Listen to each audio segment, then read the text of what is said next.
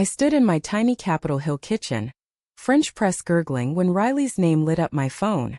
My cousin never called without an angle. "Lauren, you're still coming tonight, right? Dad's turning 70, big night. Just bring your ID. These waterfront places card everyone now." Her laugh was sugar-coated steel. I knew what she really meant. Don't embarrass us. By the time I walked into the Elliott Bay restaurant, the rain had stopped and the city lights sparkled on the water like scattered diamonds. The hostess slid me a name tag that read only Lauren Guest. My last name, Harlan, was missing. Brooke, my older sister, appeared in a cloud of Chanel and pearls, plucked the tag from my fingers and murmured, "Mix up, I'll fix it." She never did. They seated me at the table nearest the swinging kitchen doors. From there I could smell fryer oil and hear every waiter's curse. At the head table, Dad, Victor Harlan, retired lumber baron, held court like a king. When he stood for his speech, the room hushed. "Brooke has carried the family business with grace," he said, voice booming. "And Lauren, well, she's always marched to her own drum. Took time off to find herself after college." Polite chuckles rippled.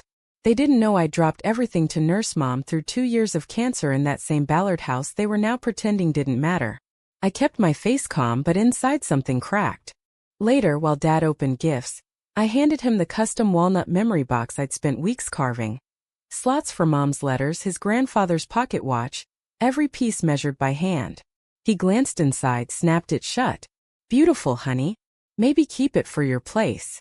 He set it aside like it was nothing.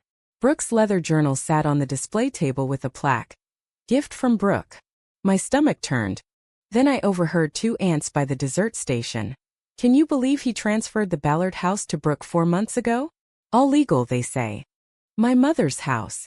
The one with the rose garden she planted, the banister I slid down as a kid. Under Washington law, as co-heir to her estate, that transfer needed my signature. It wasn't just wrong, it was invalid. I didn't explode. I didn't cry. I simply walked outside, called Uncle Ethan and said, "I have proof, but I don't want war." The next morning I drove to Ballard instead of a lawyer's office. Dad answered the door in his robe, looking suddenly old.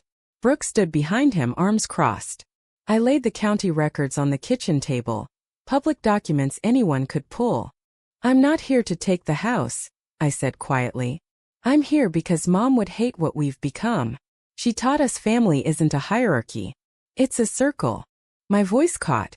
I missed her every single day I cared for her. I never wanted credit. I just wanted to be seen. Silence stretched. Dad's shoulders sagged. I thought if I kept control, the family wouldn't fall apart after she died. I was wrong. Brooke's eyes filled. "I was scared you'd leave too. So I made sure you couldn't." We sat there 3 hours. No yelling, just truth. Dad agreed to reverse the deed into a trust for both daughters. Brooke apologized for the seating, the speech, the memes she'd let spread. I told them I'd attend the next gathering, but only if we started family counseling, real talk, no more performances. Driving home across the bridge, city lights blurring through fresh rain, I finally understood. Power fades, but choosing understanding leaves something that lasts. Family isn't won by winning. It's rebuilt by refusing to let pride bury love. That night, for the first time in years, I slept without the weight of being erased. And somewhere in Ballard, the rose garden waited for all of us.